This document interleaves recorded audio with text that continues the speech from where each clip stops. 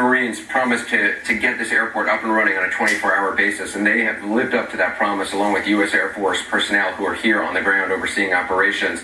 Last night was the first night that C-130 cargo planes were able to land during nighttime hours. And as you can tell, it's already made a difference. There's a lot more aid now on the ground here at the airport in Tacloban.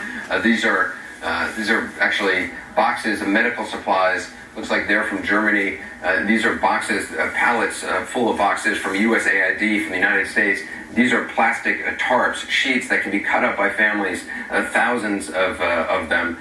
They can be used for shelter, which is critically important here for the people who have really no shelter from the elements whatsoever. The question is, how quickly can this aid be distributed out to the communities that need it most?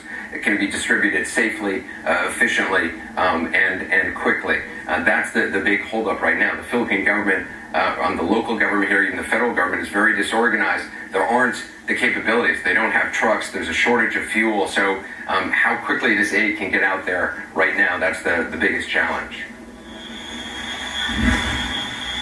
That certainly is a big challenge, as we've been seeing. I'm joined by all our correspondents who have been here far longer than I, Paula Hancock and Andrew Stevens, Nick Hayden-Walsh as well.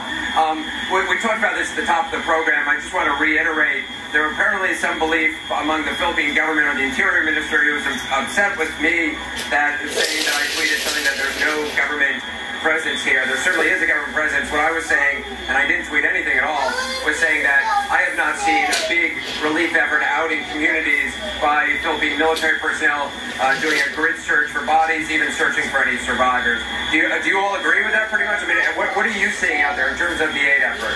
It's really gotten better over the last day. Absolutely. Just yesterday I was with the World Food Programme, and they had 3 army trucks taking the aid down to a big warehouse. There's actually a warehouse that was pre-existing and hadn't been demolished. They called it the Golden Warehouse because it wasn't hit by the storm and it wasn't looted. I mean, there was an armoured person, there was an APC down there, there was a lot of military down there to make sure, but there's a lot of food there. WFP says they've got 75,000 family packs that are out there. They want to get the word out that people are getting food at this point. Yeah, I've been speaking to the man basically pretty much in charge of the government response to this, and his analogy is it's like trying to fill up a swimming pool with hoses. We're getting more and more hoses in there, and they are. And he said, look, we had a plan. Our plan was to come in on day 3. It was going to be a first responder issue. But, as he points out, the first responders disappeared. Now, they got in here 24 hours after that storm. They weren't able to do much. And there is no doubt about it. You go downtown now, and there is so much anger still. And there is a military presence, but there's still so much work to be done down there. So the government appreciates that, realises that. But they're saying we're doing the best we can. The remarkable thing is we went for a drive yesterday out from Tacloban City down south to the towns that line the southern road, also in the path of the storm. But as you drove away from here, it's sort of slowly less affected, still badly hit.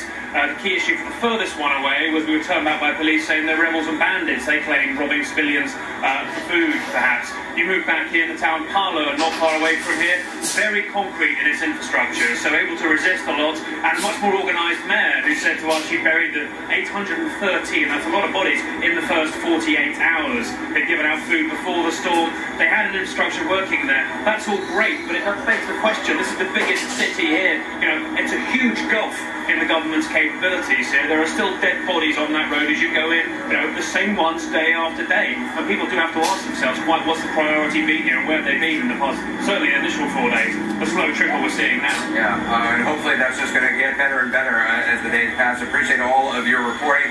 We're going to take a short break. We'll have more coverage from the Philippines when we come back. We'll be right back.